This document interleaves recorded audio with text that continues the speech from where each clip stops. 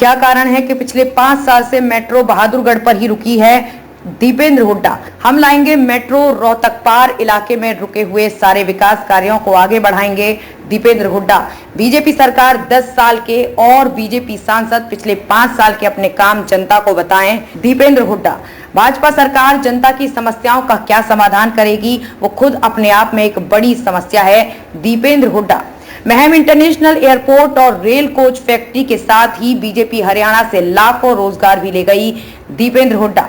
केंद्र में कांग्रेस सरकार आने पर गृह लक्ष्मी योजना के माध्यम से हर घर की सबसे बड़ी महिला को साल में 1 लाख रुपए मिलेंगे। दीपेंद्र हुड्डा। कांग्रेस सरकार बनने पर केंद्र के 30 लाख सरकारी पदों पर और हरियाणा के 2 लाख पदों पर पक्की भर्ती करेंगे। दीपेंद्र हुड्डा।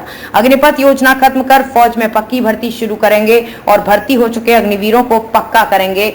दीपेंद्र हुड्डा। सांसद दीपेंद्र हुड्डा आज कलानौर हल्के गांव खेड़ी साध, बलियाना, नौनंद, खरावड़, कारौर, पहरावर, मायना, शिमली, करौधा, कबूलपुर, रिटोली, बालंद, गरनावठी, ककराना, सुडाना, बलंब, माडोदी, रांगडान, माडोदी, जाटान आदि में चुनाव प्रचार किया और कांग्रेस के पक्ष में मतदान की अपील की। कांग्रेस प्रत्याशी दीपेंद्र हुड्डा ने कहा कि भाजपा सरकार जनता की समस्याओं का क्या समाधान करेगी। भाजपा सरकार अपने आप में एक बड़ी समस्या है। इस बार रोहतक की जीत का डंका सारे देश में सुनाई देगा। यहाँ की जीत हरियाणा की अगली सरकार की नींव रखेगी। उन्होंने सीधा सवाल किया कि आखिर क्या कारण है कि 10 साल से मेट्रो बहादुरगढ़ पर ही खड़ी है, जबकि नोएडा मेट्रो ग्रेटर नोएडा और आरआरटीएस मेरठ तक पहुंच गई। उन्होंने बीजेपी सरकार पर इलाके के विकास की उपेक्षा का सीधा आरोप लगाते हुए कहा कि हम अपने किए काम के आधार पर जनता के बीच जा रहे हैं। बीजेपी सरकार 10 साल के और बीजेपी सांसद पिछले 5 साल के अपने काम जनता को बताएं। दीपेंद्र हुड्डा ने लोगों को 100% मतदान करने का संकल्प दिलाते हुए उन्हें आश्वस्त किया कि जनता का साथ, समर्थन और आशीर्वाद मिलने पर इस बार मेट्रो को रोहतक पार लेकर आएंगे और इलाके में रुके हुए सारे विकास कार्यों को आगे बढ़ाएंगे।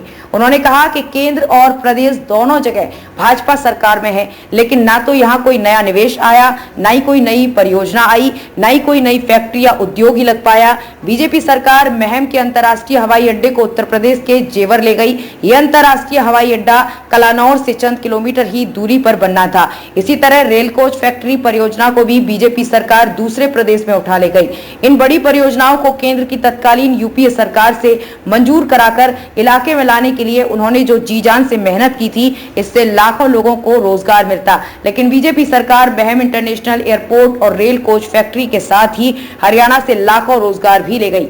आज 30 लाख पद केंद्र सरकार में और 2 लाख पद हरियाणा में खाली पड़े हैं। हरियाणा का युवा देश में सबसे ज्यादा बेरोजगारी झेल रहा है और काम के लिए जान जोखिम में डालकर डंकी के रास्ते अवैध रूप से विदेशों में जाने को मजबूर है। 10 साल के शासनकाल में भाजपा ने हरियाणा को अपराध व बेरोजगारी का केंद्र बना दिया है।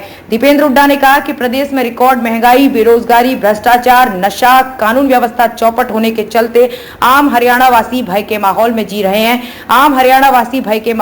रहे हैं। उन्होंने कहा कि प्रदेश की 36 बिरादरी ने अब बदलाव का फैसला कर लिया है और इस फैसले को लागू करने के लिए 25 मई का इंतजार कर रही है। उन्होंने कांग्रेस पार्टी के न्याय पत्र की घोषणाओं का जिक्र करते हुए कहा कि केंद्र में कांग्रेस सरकार आने पर गृह लक्ष्मी योजना के माध्यम से हर घर की सबसे बड़ी महिला को साल में 1 लाख रुपए मिलेंगे।